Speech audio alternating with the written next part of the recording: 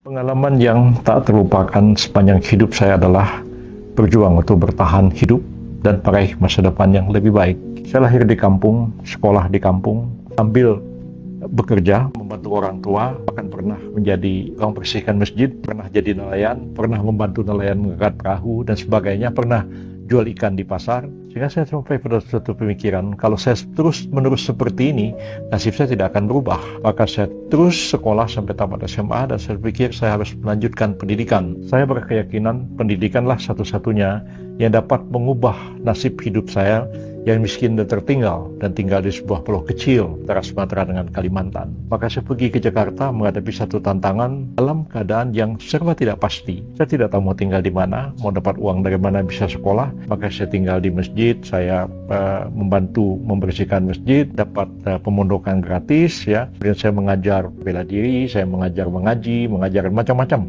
ya. Bahkan pernah saya jadi kondektur bus kota satu hari sehingga saya hafal halte bis dari Lapangan Banteng pada waktu itu sampai ke Tanjung Priok, bahkan sampai lagi ke Cilincing, hafal halte bis itu. Lama-lama ya saya akan rajin belajar, ya.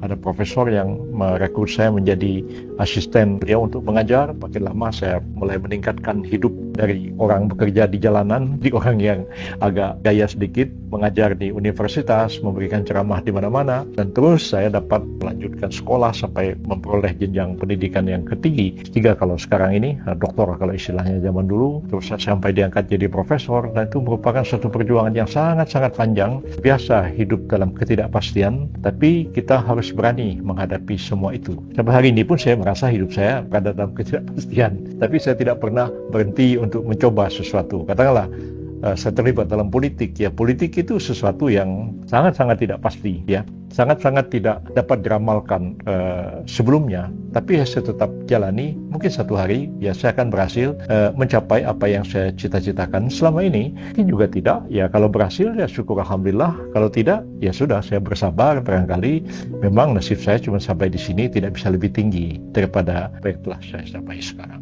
Saya tetap bersyukur juga dengan segala pencapaian itu.